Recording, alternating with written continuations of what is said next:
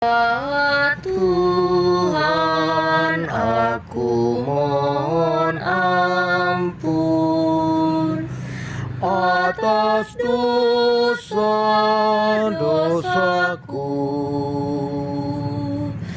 karena pemikiran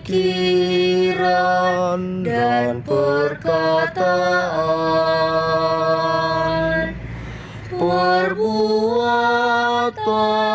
dan kelalaian.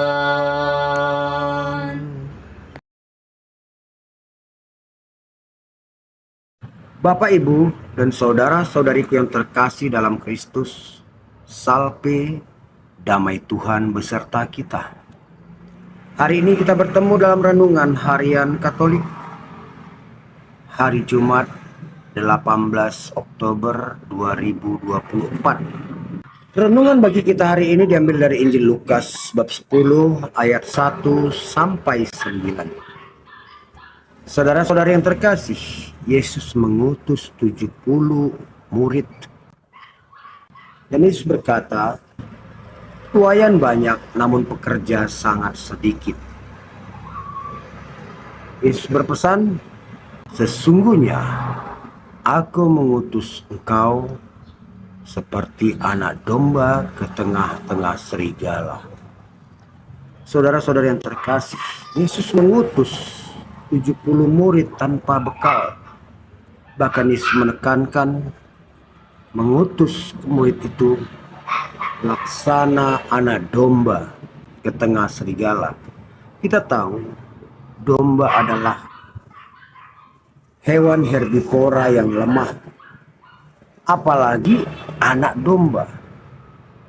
Tentu adalah gambaran makhluk yang lemah, yang diutus ke tengah-tengah serigala, yang kita tahu karakter serigala lah hewan yang beringas dan domba adalah santapannya.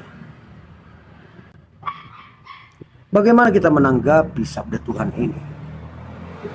Seakan-akan kita diutus untuk dibantai. Namun apakah demikian tujuannya? Yesus sangat mengasihi murid-muridnya. Tidak mungkin tujuannya mengutus murid-murid untuk dibantai. Tapi adalah gambaran bahwa saat kita mengabarkan kabar sukacita Allah, kita akan mengalami banyak tantangan. Dan kita harus siap secara mental. Lalu apa bekal kita? Bekal kita adalah penyertaan Tuhan. Apakah kita akan mungkin berhasil? Ya, kita pasti berhasil. Karena penyertaan Tuhan jauh lebih besar daripada kemampuan kita untuk membela diri. Bisa kita bayangkan saat kita lahir ke dunia ini, begitu kita keluar dari rahim ibu kita, kita menghadapi begitu banyak tantangan, cuaca yang berubah, kuman, virus yang datang. Tapi nyatanya kita dibungkus oleh berkat kasih Tuhan, sehingga kita pun dapat lahir, hidup, dan bertumbuh. Ini adalah berkat kasih Tuhan yang membungkus kita, menyertai kita, sehingga kita dapat hidup. Demikian juga dalam tugas perutusan kali ini. Yesus mengutus kita laksana anak domba di tengah serigala. Kita tidak boleh pesimis, kita harus yakin.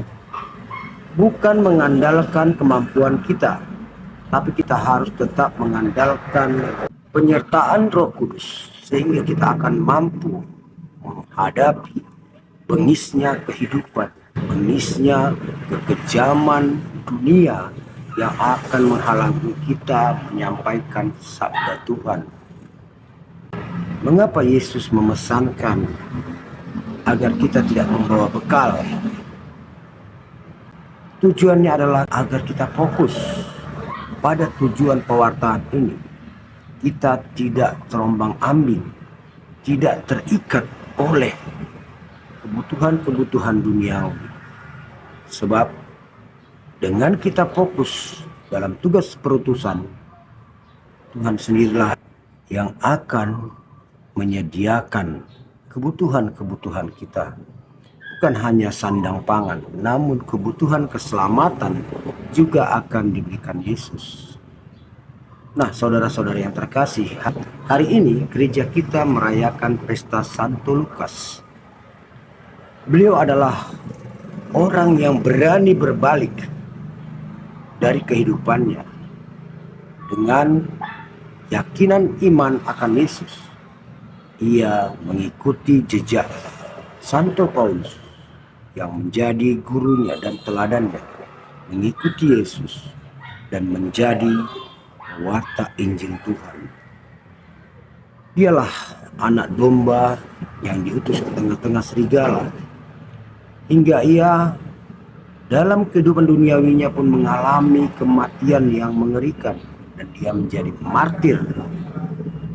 Namun ia tidak pernah takut, sebab ia tahu, ia sadar dengan mengikut Yesus dunia bisa menghancurkan tubuhnya, namun jiwanya akan selamat bersama Tuhan.